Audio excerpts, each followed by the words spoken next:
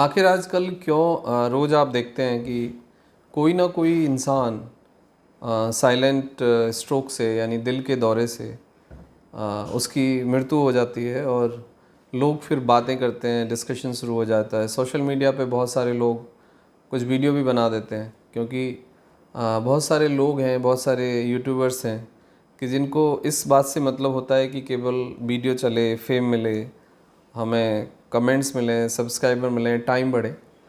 तो उनके अपने कुछ रीज़न हो सकते हैं उसके पीछे। लेकिन सबसे बड़ी बात है कि वो मैसेज क्लियर नहीं है आम सोसाइटी के अंदर।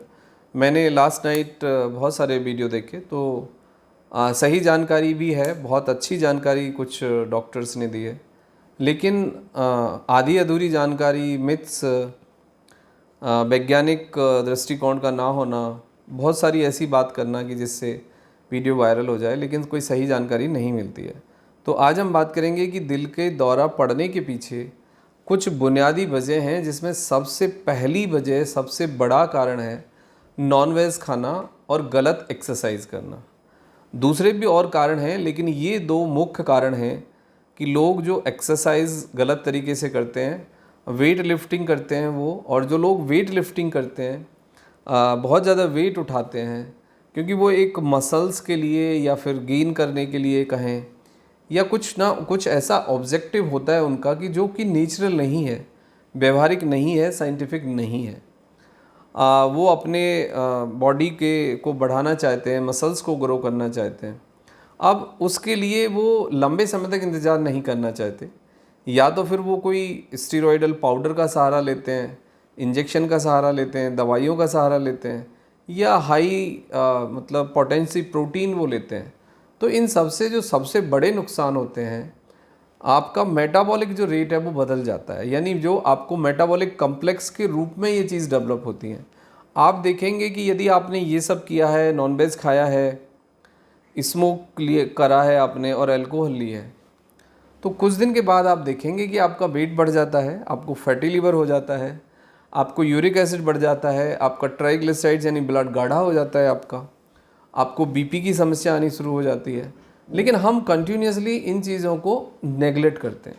नेगलेक्ट करते हैं हम ब्लड प्रेशर को, नेगलेक्ट करते हैं हम मेटाबॉलिक चेंज को, नेगलेक्ट करते हैं हम यूरिक एसिड को, नेगलेक्ट करते हैं हम ब्लड शुगर को, पीपी फास्टिंग को, नेगलेक्ट करते हैं हम कोलेस्ट्रॉल को। तो ये जो पैरामीटर्स हैं जो कि मेटाबॉलिक रेट के बदल जाने से और मेटाबॉलिक कॉम्प्लेक्स के डेवलप हो जाने से शरीर के अंदर विकसित होते हैं। पहले बात, इनको कभी भी नेगलेक्ट करने की आवश्यकता नहीं है। दूसरा, मैं क्लियर कट आपको बता देता हूँ कि यदि आप नॉनवेज खाते हैं, प्रोटीन पाउडर लेते हैं, किसी न किसी फॉर्म में आप स्टीरॉयड ले रहे हैं या प्री वर्कआउट ले रहे हैं, और यदि आप गलत तरीके से एक्सरसाइज कर रहे हैं और आपकी एज मोर देन 35 है, तो आपको 90% नहीं 99% आप रिस्क में हैं। आपको दिल दिमाग का दौरा कभी भी पड़ सकता है, आपको ये लाइफ स्टाइल जो कंडीशन है कभी भी डेवलप हो सकती है, और साइलेंट स्ट्रोक का शिकार आप हो सकते हैं। जैसे कि आप चारों तरफ देख रहे हैं, रोज़ कोई ना कोई फेमस पर्सन उस स्ट्रोक का शिकार होता है और उसका जो जीवन है वो ख़त्म हो जाता है। तो ज़रूरत इस बात की है कि सही व्यायाम का चुनाव करें। यदि आपकी उम्र 35 से ज़्यादा है तो आप hard muscular exercise, weight lifting या हाई पोटेंसी ऑफ एक्सरसाइज से आप परहेज़ करें। आप वॉकिंग कर सकते हैं, आप जॉगिंग कर सकते हैं, आप ट्रेडमिल कर सकते हैं, आप साइकिलिंग कर सकते हैं, आप लंबी वॉक कर सकते हैं, आप आउटडोर गेम खेल सकते हैं, आप स्विमिंग कर सकते हैं। लेकिन आउटडोर गेम में भी यदि आपको थकान होती है, आपका सांस फूलता है, तो उस गेम से आप परहेज़ करें और आप अपने फिजिशियन को एक बार दिखाएं। कुछ जांचें करा के डॉक्टर्स आपके समझ सकते हैं कि आपकी हेल्थ कंडीशन क्या है। पहले देखा जाता है कि 45 के बाद जनरली ये चीज़ें डेवलप होती थी, लेकिन अब 25 के बाद भी आपको दिल का दौरा पड़ सकता है। आपको दिल का दौरा, दिमाग का दौरा किसी भी उम्र में पड़ सकता है, लेकिन जो रिस्क पहले 35 के बाद था, उससे पहले 45 के बाद था, वो रिस्क आज 25 से शुरू होता है।